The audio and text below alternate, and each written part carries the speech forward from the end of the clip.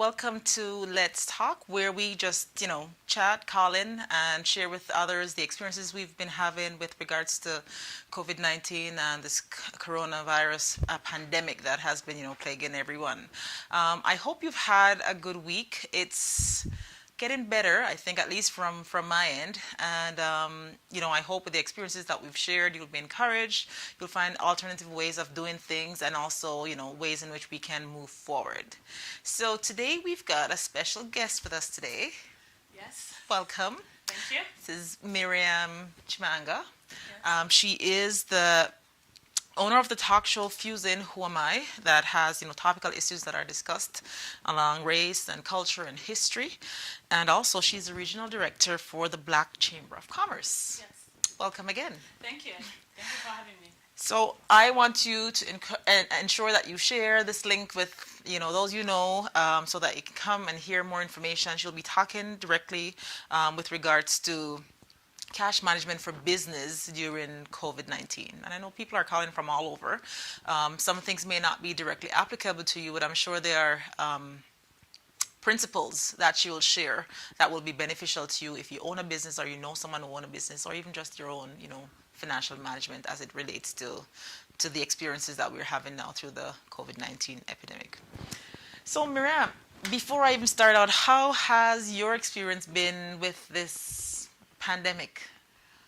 Wow, I think it has been overwhelming for a lot of people, and that even for my business, because my talk show was an event-based talk show, and I would have panel discussions and all that, and would go into a building with people and all that.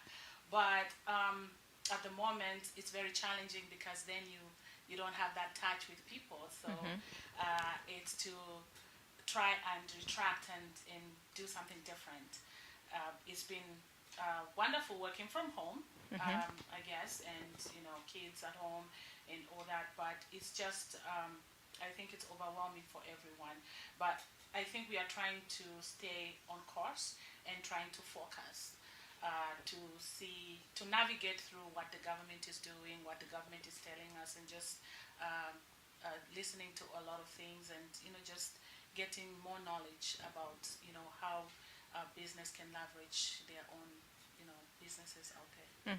So what are some strategies that you have put in place to ensure that you deal with this overwhelming situation? Because it is a challenge for many persons, as you mentioned. Yes, some of the things that I've put, I think myself, is there are a lot of online courses out there for small businesses like mine. Learning how to do a few things. Teaching people, volunteering, trying to stay, to try to find somebody you can help. I think that's very important because a lot of people, we are Zooming everything now, right? We are Zoom meetings, Zoom training, Zoom webinars, and everything else. And so what I've done on my own is that, I try to learn more of these online Platforms. channels and platforms.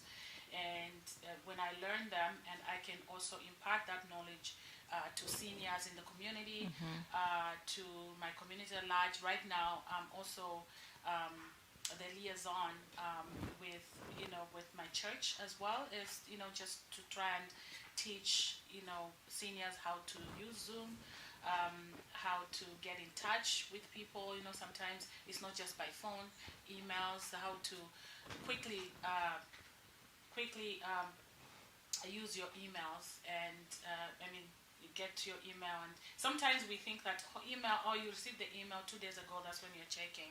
But now I think it has to change, so you kind of stay on course with what's happening around you, and just getting all those things around. So that's what I've actually done to put myself in a situation where I'm not really overwhelmed too much. I'm just learning to get a lot of things, to how I can use this moment to learn new skills, and yeah, And It's not important.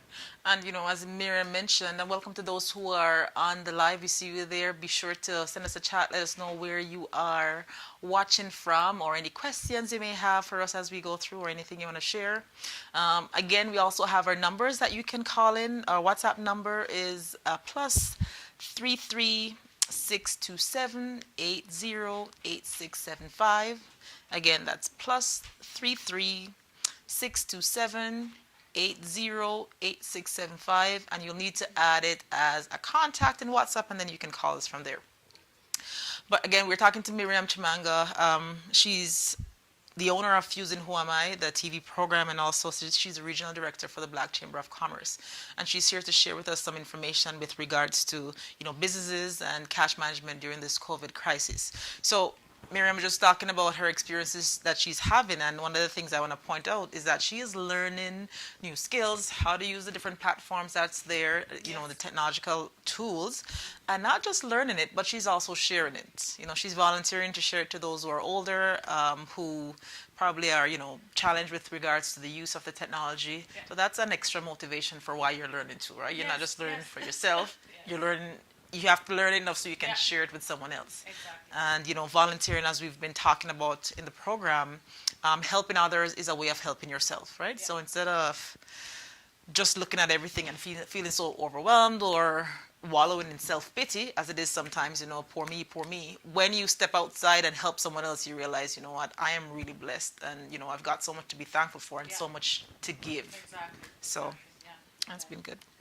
All right, so Miriam, we'll jump in a little bit talking about business during COVID-19. Yes. What? Yeah, go ahead. Oh, okay. I just want to mention that cash management is a very interesting topic, whether it's in COVID-19 or it's not. But I think more so for this time that we are facing these challenges, and I guess the why would how would a business leverage their cash flow in during the COVID 19? And you ask yourself that, how are you going to do that? Because right now, entrepreneurs and everybody else, they need a lot of cash right now. They need cash is like very important right now, right? And so, how do we struggle to find the strength? How do we find to navigate how we can get the cash, right? First of all, you have to look at the expenditure of your business. Okay. You have to look at how have I been, for example, those who are 2 years, 1 year in the business, or 5 years in the business, or they are 20 years in the business. Some of the mid businesses, like mid businesses like that, medium or something like that. They have to look at first of all, number one is overhead. How has my overhead been, and where am I with my overhead? And they have to also look at their receivables, right? Their receivable, which is the people who owe them money, and they have to look at the payables, the people they owe money, and also businesses differ. Sometimes businesses have inventory, sometimes they sell stuff, or how is their service and all that. So their product and service they give. So they probably, let's look at somebody who has inventory. So they also have to look at how much inventory do they have in the business that they can turn into cash very quickly because they need cash. And sometimes even looking at receivables, how can they turn this receivable into cash very quickly? Now, there's a challenge because a lot of companies, a lot of businesses are also struggling to who do they sell to, who do they pay the money, or now everything is shut. So that receivable, instead of using it for getting the cash very quickly, they can leverage that receivable as a basis to get a loan from the bank. So how much receivable do I have? Now that's when accountants come in. Those people who can approach an expert on finances, on accounting and stuff, and make sure they look at all these things that you may have and how many employees do you have in the company. Like if you do have, there are some employees you have that may at this point are non-essential. Yeah. So you look at who's more important to valuable to stay in the company or who's not, that they can wait a little bit. So you can get they can get those employees on a temporary layoff and put them there so that they can wait a little bit. But you have to make sure that your approach to what you're doing has a sound is a sound decision making as a company. Okay. So in that moment, those are the very important things that I can talk about right now to make sure that the company or the business is making decisions based on what the balance sheet is. Okay. And the balance sheet is what we've described: the inventory, the receivable, the payable. Who do you owe, and how do I go to? And maybe when you owe people, you have to renegotiate the whatever you owe. Like even as an individual, Yeah. like I can call EPCO and say, at this moment I am on temporary layoff. How do I pay my bill? So that applies to businesses as well, and applies to individuals as well. So it works that way. But you have to quickly write down everything you have, even in the home. You have to make sure that you make a list of things that you owe, things people owe you and stuff, and what's the turnaround time that these people are going to pay you. Since we are in COVID and we are thinking 4 months, 6 months, where are we? We don't know the duration. So that's the duration is also important. Okay, all right. Well, thank you, Miriam. Again, those who are watching, please be sure to, share the link with others so they can come in and, listen to this talk that we're having today. And we're talking specifically about businesses during COVID. How do they manage their cash that they've got?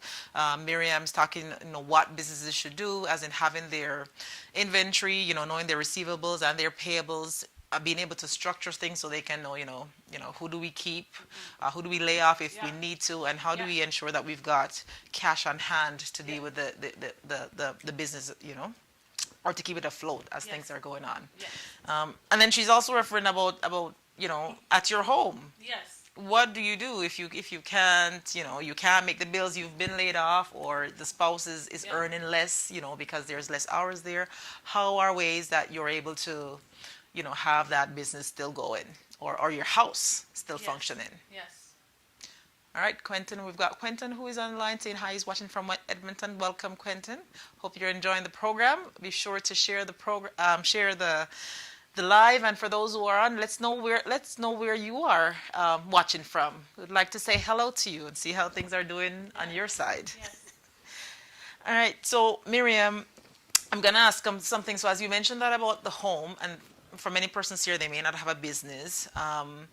So as a homeowner, as a mother, as a father, as a student, what are some things that they can do? You talked about having, calling the utility companies. Are there any other things that they could do to ensure, with regards to their credit cards or probably their mortgages that they're having, how they can manage that during this crisis?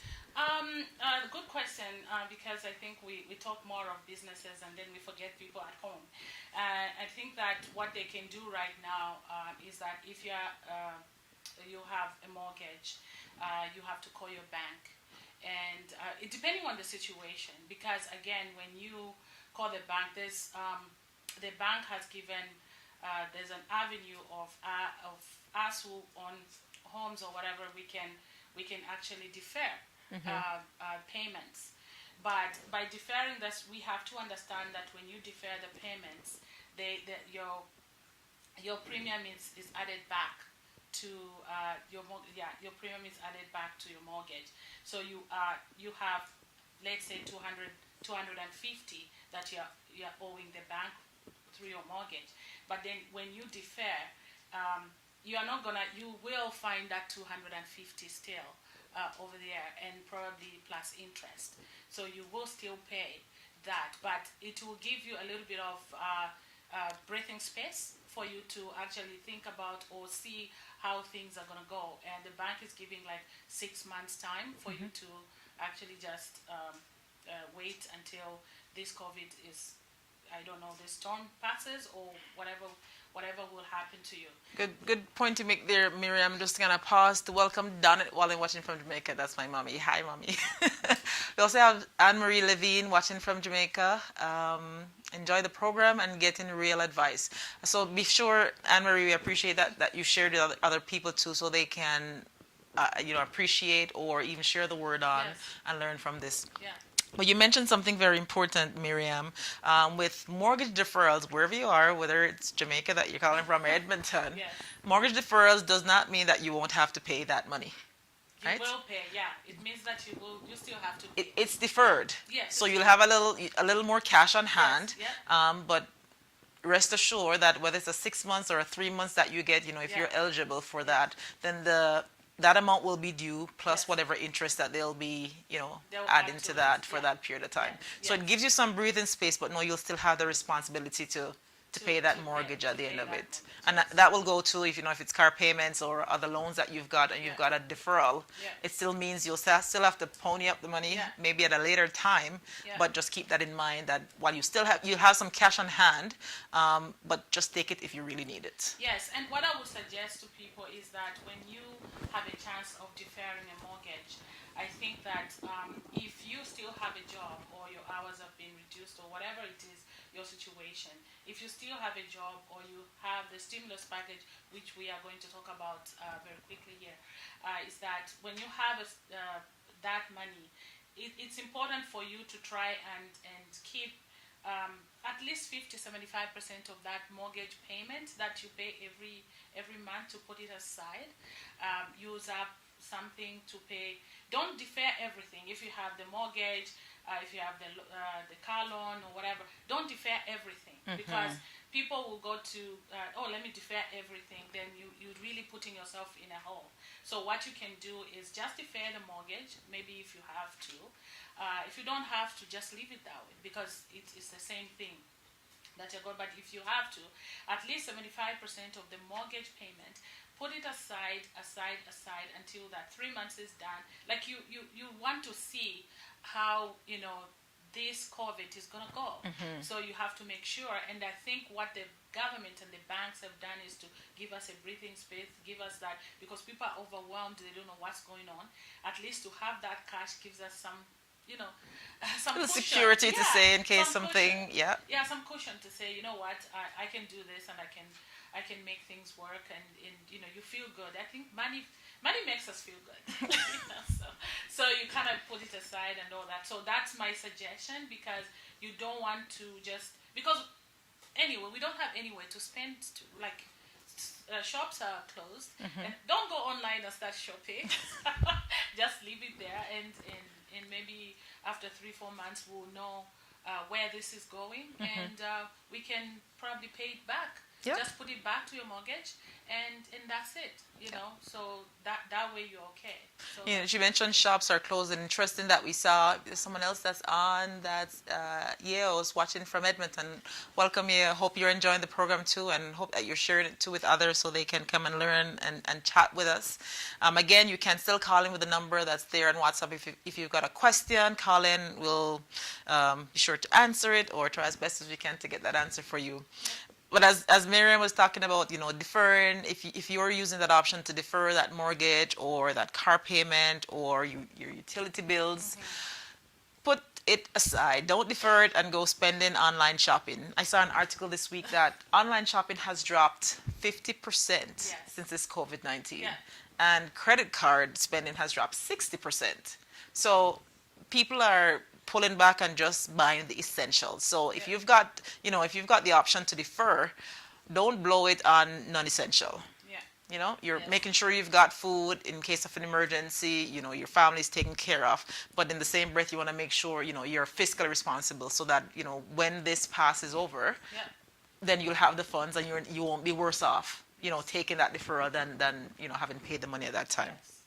Yes. All right, and also something she mentioned: don't go out buying. Like people talk about fast food, and I read an article someone mentioned, take this opportunity. I know it's easy to skip the dishes and buy fast food, but it's hectic in the supermarket. But if you do like a once a week run, and I've started doing Sunday mornings. I go to Walmart or Yeah. Superstore before Okay. the lineup Yeah. because after work, and Yeah. I'm like, I'm not joining those lines. Yeah. I'm sorry.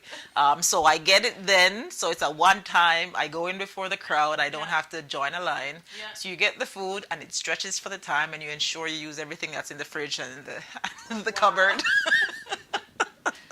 Just Yeah. because of the stress of not having to go join a line and Yes. having to sanitize before, sanitize during, sanitize after. Sanitize everything. It is, yeah, Yeah. it gets to you. So I know sometimes people are like, I'll just skip the dishes and Yeah. order some food instead of doing that. But you still want to make sure you can still treat yourself. You want to make sure you still keep that money because that money is put aside for something. Yeah, yeah, for something else. Yeah. All right, so Miriam, again, talking about businesses, you talked about, what they should do during COVID, ensure they're able to leverage the cash flow, have money at least so they'll be able to deal with the expenses that arise. So what are some sound business decisions that businesses can make, small businesses can make? Small businesses can make, like I said before, making sure because in the business right now, there's some people are permanently laying off people, and sometimes they are laying off temporarily and all that. I think that, like we said, a sound decision making is very important. And when you ask that question, is first of all, communication. They have to, like a business, we have people we work with, a community business community that we work with, stakeholders that are, you know, work with, right, around us and all that with the businesses. So communicate with your stakeholders. Engage them in what you think, or ask questions and engage them with some guidelines that you may find from the government, or some guidelines from, you can even, as a small business, you can even get a template. You can use a bigger company as your template to see what you can get out of it and what you cannot. That's how you learn as a business, because one day, because your goal is to be somebody To grow. somewhere, to grow. And so you're looking at, how do I make sure that I gain confidence even after this COVID? COVID-19. Because again, we are the businesses are laying off, and not paying, and not deferring, and everything else is just going. But how do you focus as a business for growth and innovation? Okay. How do you do that, right? And so your main decision is to know that whether there's COVID or not, your main goal is to grow, and your innovation and everything around that business should grow. So when you lay off temporarily or permanently or whatever you're doing, you have to make sure that you are gaining your confidence back from your stakeholders and from your employees. And by gaining that is to communicate properly, is to make sure that you create a database or data for what you're doing. For example, we talked about debt. You have debt or whatever. That's where I said accountants come in, and I'm being biased as an accountant. So you bring in your accountants to make sure they have a data analysis that they make. How much is your revenue, how much is your expense, and all those things that would matter for you. Also, leverage or navigate the stimulus package that you can stay afloat, because there's for employees, you don't have to because for you to gain confidence after even COVID is to make sure that you retain your employees. So you have 75%, which the government is giving to make sure that they cover your payroll. So you can apply to that as long as, and it's very important. I want to mention that to the businesses, because a lot of businesses are applying for that 75% stimulus package to cover your payroll. But what it is that uh, at the end of the day, they will be required to provide a comparison balance sheet of profit and loss, to compare how they did for March, April, and May, for Okay. example, this year and how they did it last year. So there's a comparison of profit and loss. So last year you made 15% profit. This year probably you made 15% loss. Then the government will be like, oh yeah, that's fine. We have to be very careful because if we don't, there are things that may, fall into cracks and we might have to pay back. So it's very important for businesses to know that when they are applying for that, these days they're just applying and maybe they're not asking or whatever, but I think if you read the guidelines is that you have to give a comparison For profit last and year loss to this for year. last year's to this year, what you've done. And Miriam, let me just pause a second. So I've got comments here. So Donnet mentions real advice, probably just stepping back earlier. Miriam, if you defer everything, you will have too much to pay when the time comes. So pay what you can. And that's good to, at least pay what you can Yes, pay what while you you can. can to, Yes, ease that yes, load. it's very important. Thank you very much for that.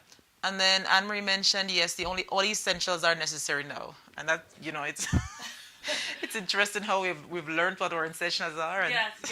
So essentials are very important right now. So you have to know, like in a household, what are your essentials, right? You need transport for sure if anything happens. If you are working from home, it's okay. You still need transport. If your child gets sick, you have to you need transport. So gas is important. You have to have money for gas. fortunately, gas prices have dropped in a little Yes, while, so yes. it's good at least. Yes, and the other thing I didn't mention, maybe I don't know if we are running out of time. I'm No, not no, too no, sure. you're Okay, good. that's fine. So the other thing I didn't mention for companies to look at is their insurance, business interruption insurance liability. I think most of us, we don't get that. We don't even sign up for that insurance. It's very important for companies to have the business interruption liability, because that actually helps you, because all what it is, it's on your whatever expenses you have every month, or every month you can actually send that to your insurance company, And if they you can do cover that. and they can cover that. So that's very important, as well as as households, income as well. We need some kind of insurance to make sure that if anything happens, we can cover some of the expenses. It's very difficult for us to to get to know what each household is doing, but I think it's important, and this is a learning curve for everyone to know that it's important to have that kind of insurance, as the business could Yeah, have that. for sure. Good. And welcome, Esberry, watching from Jamaica. All right. So again, be sure to share the information that's here that we're sharing. It's not just specific to Canada. We'll be talking about help from Canada, but it's information that's valuable. If you own a business, have a business, or even just running your own household, things that you need to keep in mind, when you're putting things together because of this COVID-19, what are things that you need to be, preparing, putting aside to make sure that you stay afloat, once this passes over, because it won't be here forever, and it will probably be a new way of us doing business after this. Yes. Even just Yes. running your own house, it may be a new Yeah. way versus, we've always spoken about emergency cash on hand, having 3 to 6 months. Yeah. Now I see they say it should be 6 to 12 months. Should be 1 year. Yes, because based on what's happening now, easily we've been home, since this happened since March, April, now it's May, and lots of places still are not going to be open, in the next month, Exactly. per se. All right, so you talked about some decisions that businesses can make. If you're going to do temporary layoffs, have consultants with both your stakeholders Yeah. and your accountants to make sure you're in a good financial standing. Yeah. You also want to communicate with your staff, because we Yeah. know the tough decision. Some persons will be laid off, or some persons have been laid off during Yeah. this time, Yes. and if it's happened to you, we just want to just remind people that it's not a reflection on your work. It's a circumstance that exists now. And I know a lot of times with layoffs, it can be just a different mental strain altogether, because people feel, they're the ones being laid off, not the position. Yeah. They feel inefficient, Yeah, you yeah. you question your ability to to work, To work. that you Yeah. have value and all Yeah. those things creep in that usually comes with a layoff. So I just Yeah. want to remind people that are, on the call that you may have experienced it or other persons who have experienced it that, the situation that exists now is what's causing this. So there's no need for you to feel, you're insufficient. It's not, it's your quality of work or the lack thereof why you've been laid off. It's just the circumstances. Yeah. And during this time, it's a good time to retool yourself. Miriam was talking about, different courses that are online that you can take. Some of the Yeah. courses are even offered for free Yeah. because what's happened Yeah. or significantly reduced price. Yeah. If you want to spend something instead of shopping, that's probably something you should shop, right? Because Yes. it's Yes. it's educating the mind, right? Yeah. One of the trainers that I usually work with always talks in my side business always talks about most times we shop and we only spend money from here down, right? 90% of what we spend is from here down and we don't spend money up here. Up here. So it's probably a good time during this experience to make sure whatever money we're spending we're focusing on here. On here. Yeah, Yes. so we're Yes. growing Yeah. or knowledge or expanding our skills so that when we come out of this it for some people it's going to be much more positive.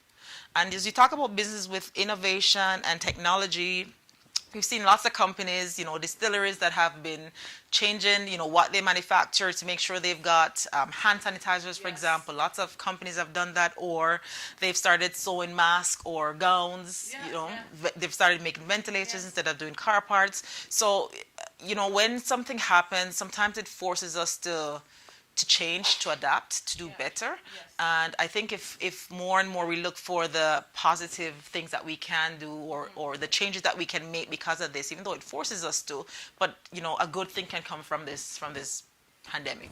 Yeah, there's a silver lining. And I'll give you an example. I did have my mentor, one of my seniors that I always talk to. I always call them how they're doing and stuff. They own a product cleaning company. And I called them to find out how they're doing. And they said, oh, we're very busy. And I'm like, oh, wow, everybody's not busy. What are you doing? And they said, oh, yeah, we just really busy with, providing cleaning. Services. We have now a new contract with City, and we are giving all these products, supplying cleaning products to the city and all that. There's so much cleaning now going on. And so when you look at some of the companies, when we look at the COVID as well, there's a silver lining. We look at Zoom. Zoom is making money because everything is just Zoom, Online. Zoom, Zoom. Yeah. Netflix is making money because everybody's sitting there And watching. Yeah, because nothing, whatever. So a lot of this online Skype and Zoom and whatnot, for them they're making money, but not to say that it's a good thing but it's just a silver lining. Yeah. Everything that works differently for businesses and all that. So that's why we have to find that that's why I said we have to focus. What do you focus on when focus on your growth and innovation? Maybe temporary innovation, like you said, with you're a factory company, you make dresses, but you can also make Yeah. masks for now. And gowns, yeah. And gowns and all that. So those are the things big companies can do. But we ask ourselves, what can small companies do, and how can they focus on their growth? I think maybe what the advice we can give to small businesses is, at the moment, like if you don't have Facebook page, try and get your Facebook page. Yeah. If you don't have Instagram, try and get Instagram. If you have Twitter, try to tweet. Anyway, don't be like that other person. Don't tweet too much. Don't tweet too much like the other person. Welcome Erica from Jamaica as we're in there, and for others, keep coming, keep sharing. Let's hear some more information. But, just jokes aside, just have a social media presence. They are some, marketing companies that will charge you for, putting whatever. But right now, try and reduce your costs by just going. There are so many free things and discounted things that you can look at. Social media is one thing that YouTube and whatnot, and they put your stuff there. Try to use your phone to get your stuff on. Don't go out there and get a videographer that will charge you $200 an hour and all that. But try and reduce your cost. But then talk about your products to your family and friends. Call them, tell them that I've been having this, and I need what do I do now? Everything is just sitting in my house, and maybe free newspapers. Try to find newspapers. Try to also volunteer, like as a business. And I'll give you an example from my side. When everything went down, I started thinking about, how can I give back to the community with my knowledge, with what I do, stuff like that. So right now I'm part of a big community committee for Africa Center, and now they put things together. And so they called some of us to be part of that committee to try and help seniors, help the international students that they pay a lot of money, and but now how can we advocate for them? Because we have a lot of especially our black people that come here. We know the dollar, especially from Africa, from Jamaica, from the Caribbean. It's difficult to get $1 to come and pay for school here. So how do we advocate for them as well? So those are the things we are working on, and we are trying to engage the politicians so that they can talk on their behalf, waive their fees, so that they can have something like that, some breathing space like everybody else. Because every one of us, we are given some stimulus package. There's EI, there's that 75%, CRB, the CRB that they're giving and all that. So all those things are working for Canadians. But what about non-Canadians? So you have to talk about that as well. So that's what I find myself like giving back, and while I'm giving back as a company, as a business, I always mention my business so that when that's what I was saying, like growth, right? When I mention my business, Fuse in Wema is my talk show, please, wada. So they will remember, or probably somebody's going to remember, oh yeah, she helped and all that. And when these things come back to normal, whatever normal it is, I think they will remember that you did something for them. To share for them, for sure. So I mean, you've got skills. Be sure to share your skills while you're there, because others are in need of it. Miriam was talking about smaller businesses, what you can do. You've got technology, like everyone has a smartphone, or maybe not so smart, but you're watching everything else that's there. You're being entertained. How about you flipping that and using that or not just being a viewer, but also a participant, getting involved in things, writing something about, having some write-ups about your business. You mentioned free newspaper that's available that people can, subscribe, send articles there. And, just thinking about something, if you've got, it's probably 2 or 3 persons or 5 persons that you're with. I'm biased as it comes to stories because I like storytelling. But, there's sometimes such powerful stories that you've got with experiences that you've got with your staff, or persons you've interacted with. How about writing that story down and sharing it with people? It has so much power to move people. People remember stories. They can relate to what is going on, and that is something that for sure will help your business to maybe even maybe not know where you are, but people remember things as we come out of this pandemic and get back to a new normal. All right, welcome to Latoya from Jamaica. Hey, Latoya, it's been a while. How are you? It's my long time schoolmate. Oh, nice. How have things been with you, Latoya? I know you're in the classroom. How are things with all these changes in the classroom? Let us know. All right. So Miriam. So we talked about some help that persons can get. And for Canada, it's quite easy, just going on canada.ca and clicking on financial assistance. There's a big banner at the front of the page, click here for help, and it identifies whether you're a business, whether you're an individual or you're a student, what kind of help is available. So Miriam mentioned some. There's also the Canada Emergency Wage Subsidy, which is available for employers. There's a temporary 10% wage subsidy where you can, apply, of course, for everything everything you need to be eligible. Yes. But you can get a 10% reduction in whatever payments you'd make to CRA or deferral Yeah. for 3 months with regards to that. There's access to credit. Talk about that, Miriam. Like what kind of credits available, through the different financial institutions for business? What I've seen out there is the 40,000 credits that is out there for small business and those that can access that. When you go to your bank account, business account, you will see it's written. It's just when you open your business account, if you have online, it will show you that you want to apply for a loan or during this COVID, then you can go there and just apply and put in all the information that you want. That 40,000 is a loan that it will be repaid in 2 years' time. Okay. And so it gives you again. And just for just a second, if you're calling in, it's make it voice call into the number, not a video call. So we'll just take a voice call to the number. If you're calling, try it again, and just do it with a voice call for us to hear what you're saying as you call in. Yes. So well, as I was saying, that there's that 40,000 that you can tap into as a business. That one you can no restrictions or anything. You just apply for it, but then you have to pay it back. Maybe after 2 years or something. After 2 years, that's when they said you have to pay that money. Also, there are credit lines.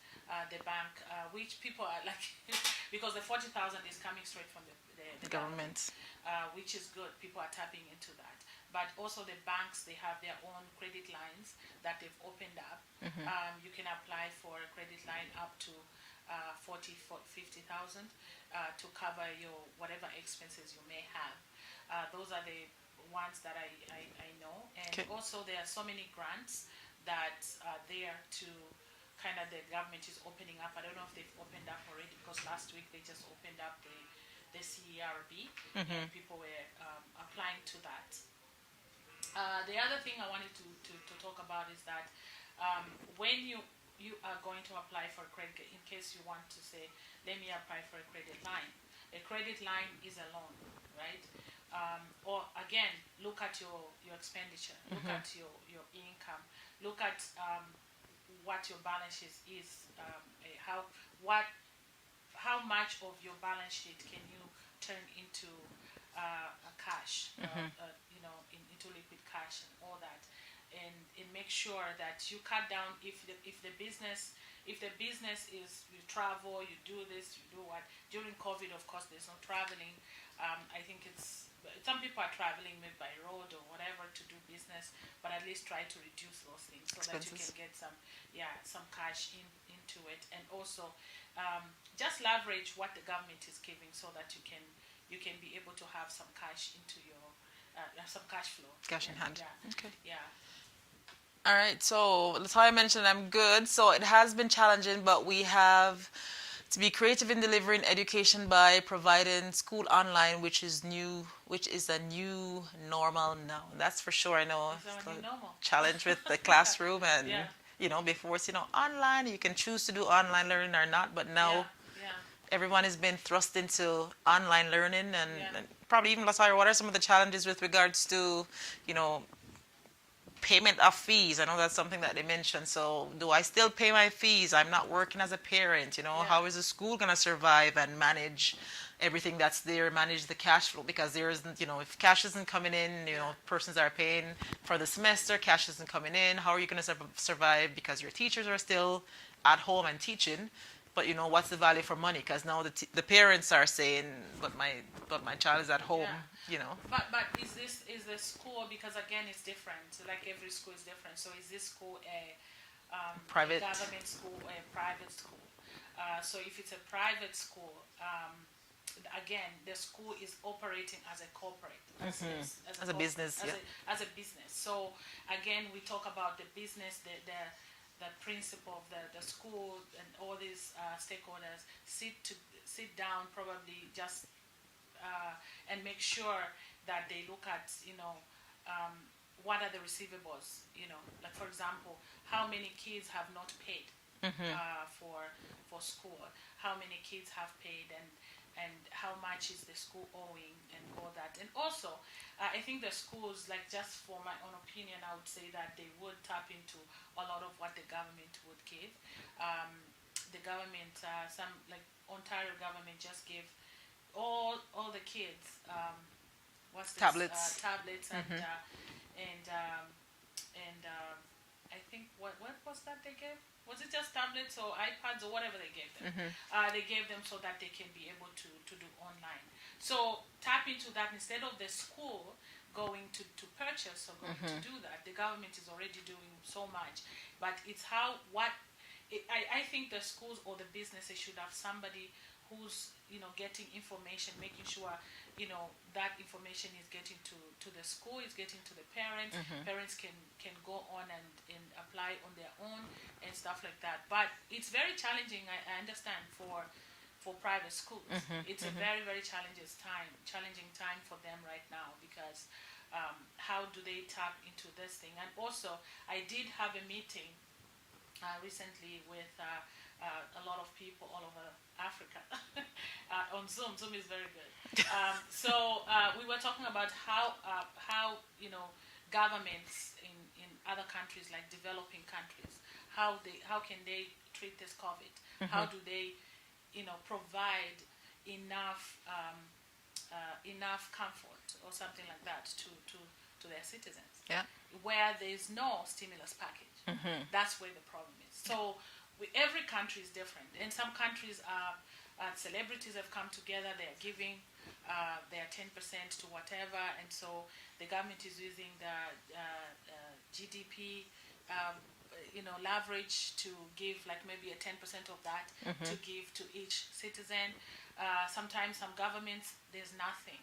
So where there's nothing, that's where the challenge is. And I think for me, as I stand here, as I have this platform, I'll just ask that people can look into donating. Or there are a lot of platforms that are asking for donations, but of course we have to see the legitimate of that. Yeah. And donate to that and just help out if you have to help with your knowledge, IT, try and see. And maybe this is the time for us to become creative. Yeah. And just, how do we help? Because kids in Africa, kids in other developing countries, they have not had this opportunity to have online school. So they don't have the online school, especially where I come from as an African. They don't have that online school, especially in elementary. They don't have online school. And the kids are just there. Yeah. So if you don't have the money, if your kids are not in a private school, it's very difficult for them. They don't even know what's going on. Yeah. They just know school is closed, and when it's open, and they are very behind. So how can we here in this part of the world actually try to help the situation? Those are the things that we can start looking at and start trying to be as creative as possible. I think COVID-19, as bad as it sounds, I think it has given us a little bit of a push to our brain.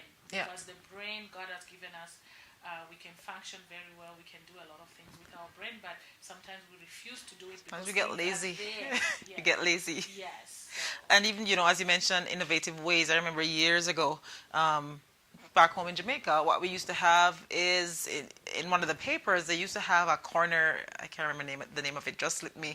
But you could actually go through and actually do past papers and actually do schoolwork. Yes. So there was a part just dedicated to that. So that's probably something that can be looked into for those who don't have the technology. Yeah. That's something that they could probably look into doing. Put some amount of work, especially for elementary. Maybe high school more, they're able to go online. Yeah. But for elementary kids, then they can buy a paper, and for the week they've got just an insert that's just there for the week, for math, for English, for different topics that's there. But it's archaic, but it still works. And in a time like this, it's like when you have a disaster and you can't take your phone up because the internet is gone. You got a little two-way radio. That's what you have to use. Yeah. I think that you bring up a very good point in newspapers and stuff like that, because I remember when I was in Africa, people who can't even read, they would actually buy By the the paper. newspaper. They want to have a paper every morning, and I think that's very important to actually kind of get that. The newspaper companies to talk to them and try and say, what, this is what you can do. Even as we move away from this pandemic, I think it's gonna be a situation where how do we prepare ourselves in another Should this happen should this happen again, again?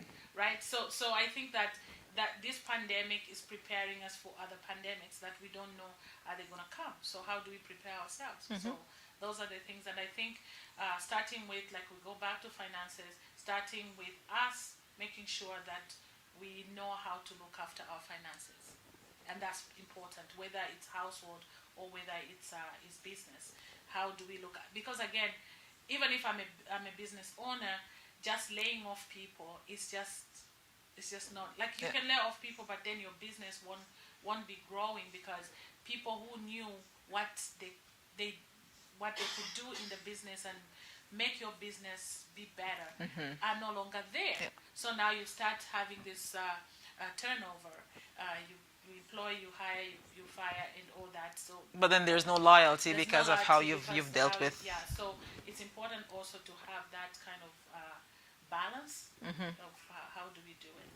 All right, remember to share. I haven't had any calls come. The only calls I've had is some voicemail, video calls. But again, you can call in via phone. The number is on the screen: +33 627 808 675. You would just need to add that as a WhatsApp contact and be able to call into us. Anne-Marie mentioned Children's Own. Children's Own, that's the one, Stacey. That's the one that in Jamaica they used to call it Children's Own. Was the insert that they used to have in the paper, and it used to have information there, so kids could actually go in depending on the grade they were in.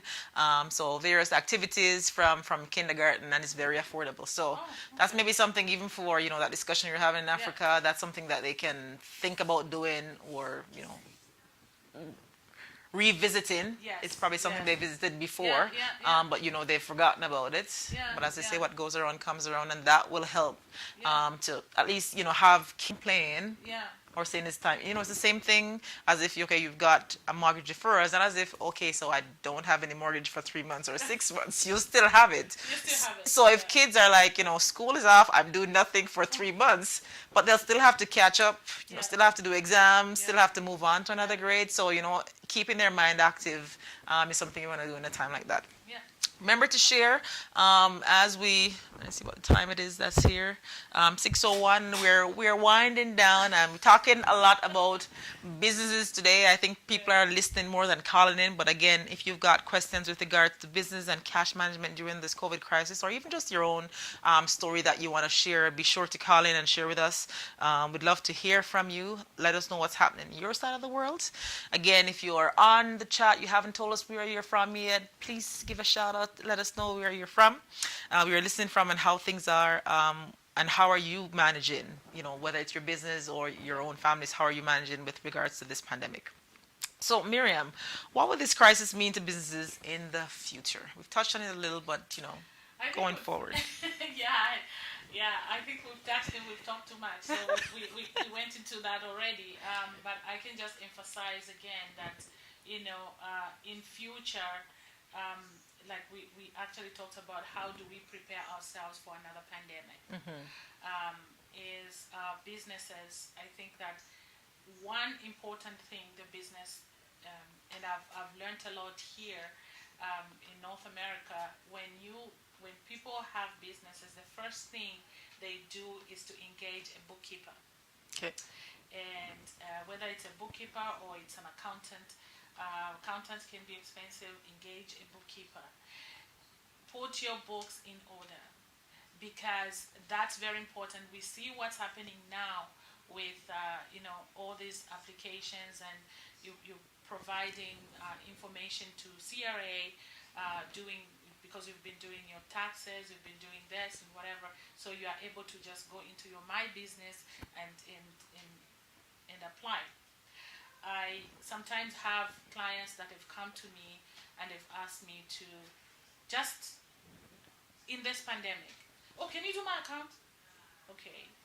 Because the accounts are not prepared already, and you haven't been, you know, you haven't been Recording. filing, yeah, filing your taxes and stuff like that. It's very difficult for you to actually get into that, you know, Those to options that they've got for the. options that are there, and maybe sometimes you also have a business, but then um, you just engage people on a contract basis and you don't have them on payroll. And so what happens to Yeah. you now, because there's no payroll for you that you can actually tap into to the government. So it's well, sometimes it's a win-win situation, or it's a catch-22 where you don't know now how we're going to do this. So you lose out and you sit because your business is suffering, right? So it's important for me to ask my people, any business person out there, to make sure that going forward, um, because these pandemics, like this kind of thing happened, maybe the Spanish flu in 1918 when it happened, and people thought, oh, this whatever. But how many years then we are here again and going through this? So it's important, like even if it's generational, where you leave your business with your whatever you do is gonna teach another generation. Yeah. So it's important for you to know that, first of all, you have to keep your books properly and pay your bills. Um, Make sure you keep your cash flow in a way that it's. I mean, we are not saying sometimes businesses don't do good, don't do bad, but that's okay, because as long as you are keeping The records of what's. records of it properly, you separate. And another thing, small businesses, please separate separate your personal bank Bank account information. from the Business business account. Sometimes the small businesses will have everything put in one, and they don't know how to separate that. Or even you ask your bookkeeper. So she's not a magician. Or he's not a magician. She's not gonna. So you have to make sure that you engage before, when you set up your company. You engage again, build your confidence. Going forward, build your confidence with your employees. Turnover, like we said, make sure you keep your employees intact, and give them, at least satisfactory kind of benefits and all that. Also, like we talked about marketing. Stay on course with marketing, your social media, your social media, your probably whatever marketing channel you may want to have, because everything that you're doing from now onwards, every incremental effort, it has an effect on what you're doing as a business. So it's very important for us, or as business owners, to adhere to what we can do, and also make sure that you are learning and getting the skill. Um, and I think business owners needs to have an understanding of their balance sheet. It's very important, because now So we yeah. got a call coming in, so we'll take this call. Okay. Hi, welcome to Let's Talk. How are you doing? Hello.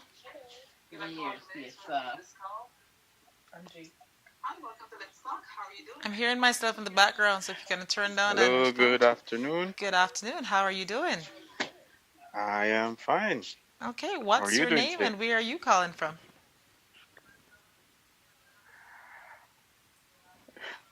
My name is Andre. I'm calling from Regina in Saskatchewan. Andre calling from Regina. So Andre, how has it been for you during this COVID-19 pandemic? What has changed for you? Are you still going to work? Are you at home? It has been okay. It's not so bad in my province or in my city where I'm from. It has affected me just as it has affected everybody. Not directly because I'm still healthy and safe, but it indirectly affected me in terms of not being able to go to my not being able to do my regular work schedule as usual, Okay. stuff like that. Okay. So kind of with work, we're talking about, things with work like that. So how are you balancing now that you're probably not making, as much with the work Well, schedule? What are some things that you're doing or strategies that you've been using to make ends meet or to balance? to be honest, it's all about just cutting back, just prioritizing Mm-hmm. fun stuff like that. I had two jobs all along, but one of them was kind of a high exposure, like high exposure to the public, so I kind of cut back on that one. Mm-hmm. So of course, no no funds coming in there, but the other one it's a little bit less exposed, so just trying to make it work. Mm-hmm. Mm-hmm. Yeah, And some of the things you're talking about, cutting back, prioritizing, as Miriam was talking about, Yeah, as in a household, different things that you'll have to, to cut down. or things that you'll yeah, see if it's essential or not. You'll have to Yes. make those that adjustments while yeah, you're that there. is true. Yeah. So Some go ahead. Go ahead. No, I'm just saying that some spending that would have went on before. As I said earlier, prioritizing some of those spending have been cut back, and with this whole COVID-19 thing, it allows us to kind of see what's really important from what's not as important. Some things we can do without. Mm-hmm. Mm-hmm. So that's one of the good So, side effects of this thing. so I was gonna ask you, like, is there anything that you've learned or something, two things that you're appreciative of because of this COVID-19 experience, Andre? Um, Family and the ones that are closest to us, I am definitely more appreciative of. This goes to show that things you normally take for granted before, Mm-hmm. you can't just take them for granted because it can be here today, it can be gone tomorrow. I just have to be thankful that I'm not in one of those other cities or towns or states where the rates are much higher, where there's a much higher rate of infection. Mm-hmm. Mm-hmm. Um, that would be one. Another thing that I'm more appreciative of. Mm-hmm. Well, just the whole way you relate to like strangers or anybody. Mm-hmm. Just the whole keeping your distance thing and just keeping more to yourself. It didn't have to be COVID-19. It could be something else. It could be just regular, I don't know, everyday germs that can be transmitted. So So taking the necessary hygiene, making sure you're yes, hygienic, and when you're going out, when you're engaging with people, you're washing your hands, taking the proper precautions. definitely.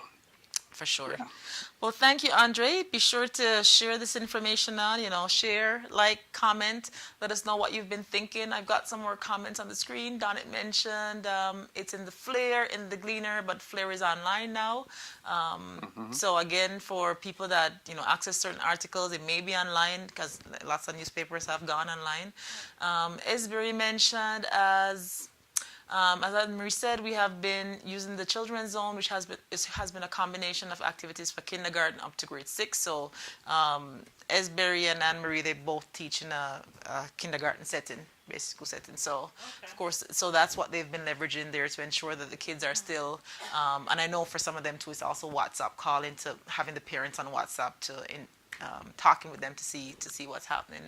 Then Anne-Marie mentioned, Latoya made mention of creative ways in delivering education. And Latoya, if you're still on, you could share with us some of the creative ways that you guys have been engaged in, delivering education from the side of, educators, in a private institution. Exactly. Did Andre have a question for us Andre, in regards to business? business? Do you have no, anything in regards to business? Are you doing a business, or how has your business been affected, or wanted to know anything about what's being offered for businesses um, much as well. or The best I can individuals? say is that at my workplace, we just practice the whole physical distancing thing a whole lot more than before. Mm-hmm. Um, yeah, just keeping your distance, less touching, less paper transactions, stuff Mm-hmm. like that. Mm-hmm. Yeah, it's just reduced, and of course, it goes towards better overall hygiene, even if not for COVID-19. Okay. Awesome. Yeah. All right. Well, thank you for calling, Andre. All right, thank you very much. Uh, Keep Thank on you. keep on doing what you're doing. And what do you think about the program? I should probably ask you. I think it's a very good avenue to interact with persons, hear what's going on with persons all over the world, what their experiences are. For sure. Keep All Yeah, right. Well, just thank keep you, on doing Andrew. what you're doing. All right. Thank you. Thank you very much. Okay. Bye. Wow, that's amazing how people at different places they are coping with COVID-19. Um, this morning, I got a call from Zambia that one of the young men there just died from COVID, Wow. and I think that we sometimes we haven't taken this seriously as Black people, and I think that's I would speak about the Black people. I think we have not taken this seriously, and I think it's time for us to really look into. I know the government is trying to open up slowly, especially here in Canada. Canada. They're opening up phase one, phase two, whatever that means. I think it's at the discretion of an individual to make sure that you are safe, you are keeping your distance, um, and you are sanitizing every time you're washing your hands, and you're making sure your surrounding is good. When you get home, you have to get your clothes off and shower, and just make sure that the food that you're eating is has potential for uh, boosting your immunity system. I think that's also Very important. another topic that we can talk about maybe later, because what are you cooking, what are you putting in your body, Yeah. and all that, and that's very important for us to understand, despite talking about money. Yeah. which is, Yeah. which is But you know good, what? If your but health isn't good, you're gonna spend more money. So exactly. either ways. Yeah. So yeah. Yeah, so important you mentioned even, as Black individuals, and I think some of the myths that were perpetuated or still being perpetuated. First is, it's only older people that this disease kills. We've seen it, even in Jamaica there was a 4-year-old that died, I think last week or 2 weeks Yeah, ago. yeah. So it doesn't respect anyone. Nurses have spoken about, on the program before, it Yeah. doesn't respect age, doesn't respect your class, your race. It doesn't matter, right? It should be taken seriously by everyone. Yeah. You may have a stronger immune system. You don't know, right? Yeah, we don't know. Yeah. Or whatever other complications you may have, and not know, other underlying conditions you may have. Yeah. Another myth was that it can't survive in warm temperatures. Oh, That, of that's course, just that myth is just beyond me, because yeah, I think Africa, I mean, particularly Zambia, where I come from, I think right now it's really hot, and I think people are getting sick. So it's it doesn't. yeah, yeah. Yeah. So, it's making sure that you keep yourself informed. Things are changing every day, and as we learn more, be sure to keep yourself informed of what's happening, what's changing. Maybe what people thought about before was okay, or was working with COVID isn't working. As we mentioned, some persons are maybe asymptomatic, so they're not showing signs and symptoms, but you still can catch the illness. So be cautious of that. Yeah. And as Miriam was talking about, opening up the economy, some places, we're getting closer. For some people, are bit by bit they're opening up back the economy, and they're allowing people to go out, in phased stages. Yeah. And I was talking to two nurses just this week about that, and they mentioned their fear of, once it opens up back, there's going to be a surge in cases again. There's going to be. Because very soon people forget, oh yeah, I should keep my distance. You miss your friends, you hug them, then you just start laxing off. But it's something that we want to remind you to do, that, even as the restrictions are being lifted, you still need to be cautious about, washing your hands, taking proper hygiene, keeping your distance, you catching or passing on the disease, or, the time it takes for you to recover. Miriam also talked about eating. Like, what can you do to keep your immune system up to par? So should this, even if the virus attacks your system, you're not down for too long. Yeah. So we talk about food. We also want to talk about exercise. We keep Yes. talking about that, right? Yes. Getting your walks. It may not be that you're gonna, gyms are closed. But going for a walk, wherever you are, the weather is nice, going out for a walk is something that you probably want to do to ensure you keep your body, in good physical shape. Yes. And not to forget the mental health aspect of things, Oh, that's a big issue. Yeah. because lots of people are challenged. You're at home, you're isolated, or you Yeah. feel like you've lost. Last week we talked about grief. Is like you've lost your sense of direction. You've lost the persons you work with, or you've lost your job, or lost loved ones, as some people have, and you're not Yeah. able to grieve Yeah. properly. And again, some of the things we talk about is getting proper rest, reaching out to people and talking to them. Yeah. That's probably something you don't feel like doing, but picking up the phone Yeah. and talking to someone. To someone. And I wanted to talk about particularly one, you know, disease, which is asthma. If you're asthmatic, because there are a lot of smells, the That smells triggers. that they trigger asthma because the sanitizers, all these cleaning products around. And The if you have, bleach. if you have to go to work, and even in the house, people are cleaning, bleaching and whatnot, and this and that, and there's these smells always, affecting people with asthma. So just bear that in mind as well. Watch the cleaners that you're using. Yes. Hi, good afternoon. Welcome to Let's Talk. Good afternoon. How are you doing? I'm fine. How are you? I'm great. So, what's your name and where are you calling from? My name is Kathy. I'm calling from Georgia. Kathy from Georgia. So, Kathy, how has things been in Georgia? Pretty good so far. Pretty good so far? Mhm. So, what line of work or what field of work are you in, Kathy? I'm in the medical field. Medical field. So, I know it's been challenging here for our doctors and nurses. So, are you still out at work? Um, we are working, but I'm home now. So, you're working remotely? Sorry, say that again? You're working remotely? Working from home? No. I just got home. Oh, you're working, but you're at home just now. Yeah. So, what have the numbers been like in Georgia, Kathy, with regards to the pandemic? How has it been? I know New York has been hit very hard. I talked to some nurses last week from New York. They said the numbers have been reducing, so it's been good for them. How has it been in Georgia?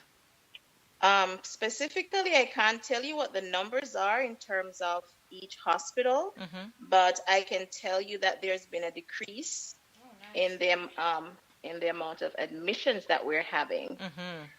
Yeah. That's But most of that information, the access that we have is through the CDC, because I think the hospitals have to report to them. every day what's happening. Yes. And do you know persons that have been affected directly? Oh, Kathy? yeah. I've had coworkers who have been diagnosed, but are doing well, which is a good thing. Mm-hmm, mm-hmm. And what are Yeah. some things that they have done, with that diagnosis to kind of help them through? Because for persons who, may have been exposed, or you've got loved ones that has been exposed, what are some things that they can do to help them to get through having the virus or getting over the virus? I would say first thing, not to be fearful, Okay. because it tends to weigh heavily on persons saying, "Oh, I got the virus. I have the virus," but the symptoms are not as extreme as what we see in other states. Okay. But what I notice is that people are following the guidelines, like quarantine, Mm-hmm. staying away from loved ones, and following the guidelines that CDC recommends. And I must say that the persons I have known are persons in the medical field also, so they're more aware Mm-hmm. of what to do. But I would just encourage the public to just follow the guidelines, because I think it did work for Georgia. And as we move forward, I think those are the things that's going to help us to, as they say, flatten the curve. Mm-hmm. Mm-hmm. So, like in the peak of the curve, Kathy, what was it like in your area in the hospital? It was like a mad rush, and I think one of the main thing was the fear that people thought once I get this It's a virus, death that's going to be sentence. the end of it. Yeah.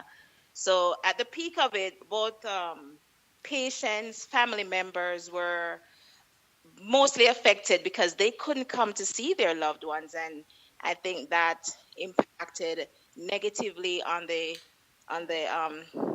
Health. community, because they were in fear. Like, if I drop my relative off, I'm not going to see them That's it. again, so it took a lot of educating the community to say, hey, we can make adjustments. If a person is not doing too well, we'll allow like one or two family members to come in, but just following the guidelines, social distancing, wearing a mask, wearing the proper PPEs and stuff like that. And I think that did help to calm some of the fears. And then something you want to know. Do you have anything you want to ask? Yeah, I wanted to ask. I know that in America they say that 18% of the people affected with the coronavirus are Black people, like 18 plus percent. Now, how much of that, how much of the awareness is being, spread out in just in the Black Black community communities. and low income? Because I know how difficult it is to get to low income and get them to understand what's really going. How much of that awareness is being done there?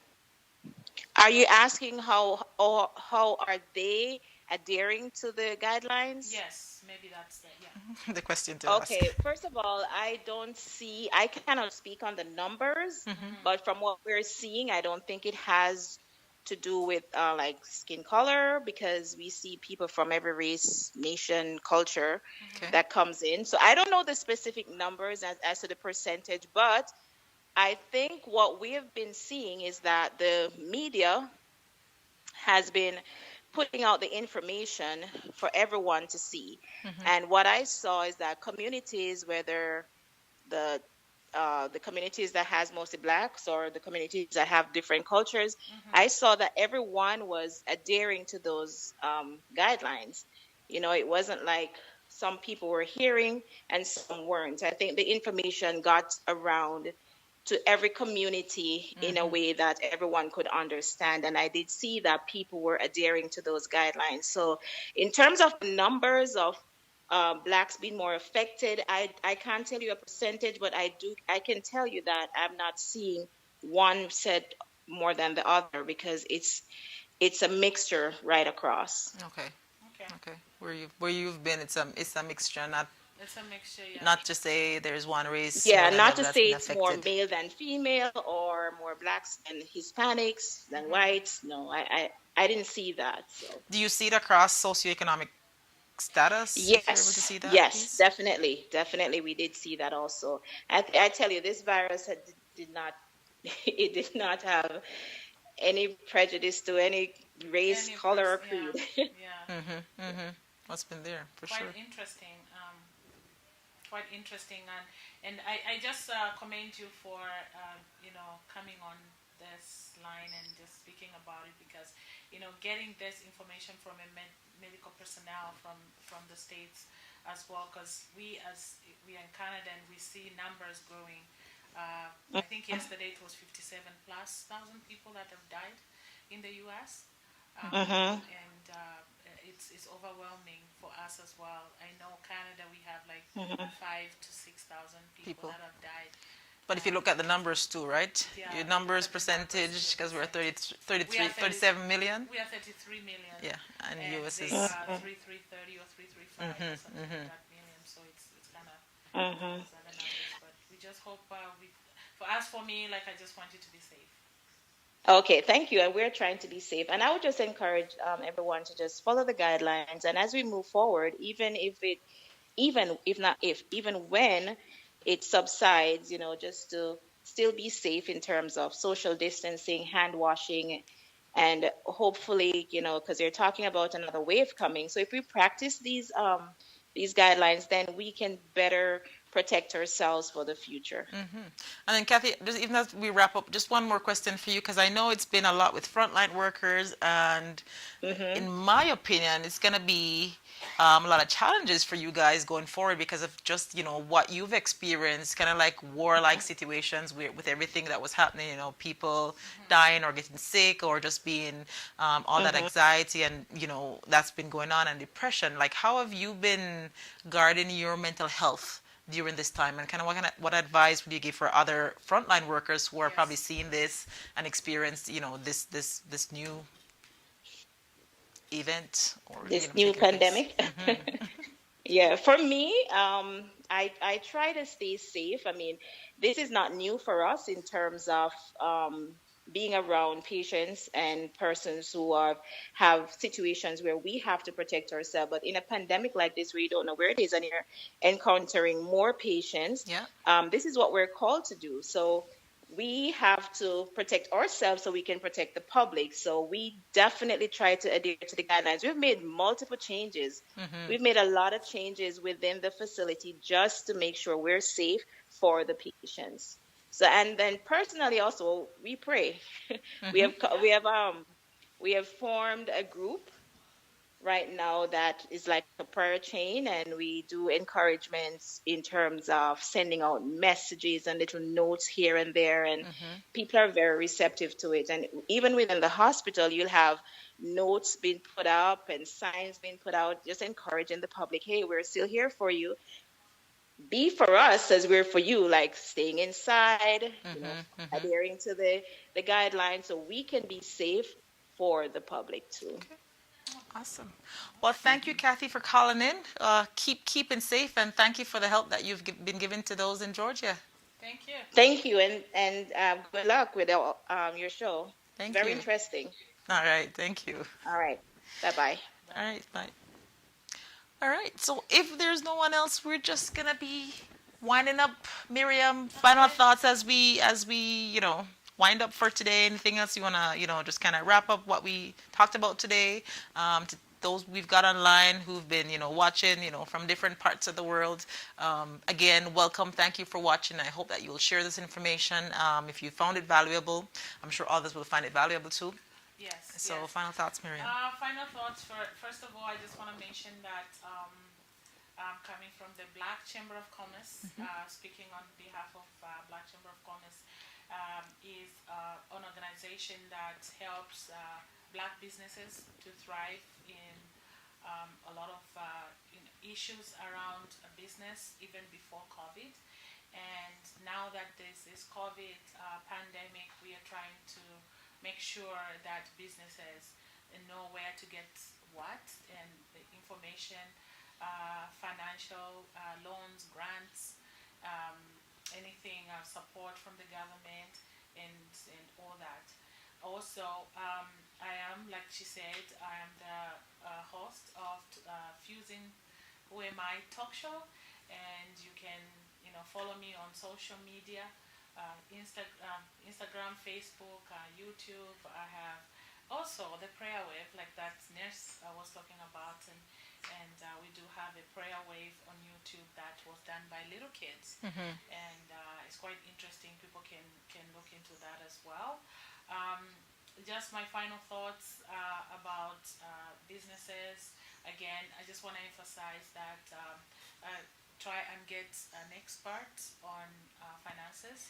Try to talk to them if you haven't already. And also, the other thing that I wanted to talk about is that here in Edmonton, we do have seniors that would probably may need some help in applying for a lot of things online, because right now everything is online. You can't go to the office, and you can't go to these offices, and seniors can take their own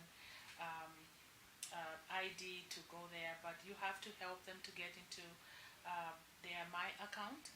And how do you do that?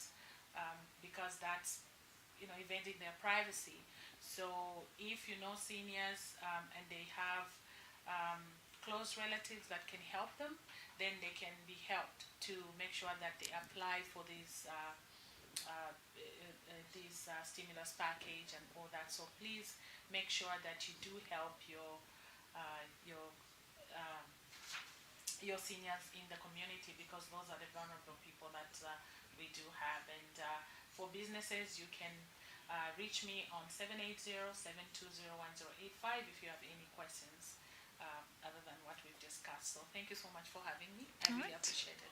Thank you, Miriam. We appreciate it. Again, thank you for everyone who was online watching. Again, tune in next week for another Let's Talk, where you can share your stories, your experience, and we'll have guest speakers like this sharing information that you can find valuable, that can help you during this time. Yeah. Until next time, stay safe. We'll Take talk. care. Yeah, Okay. thanks.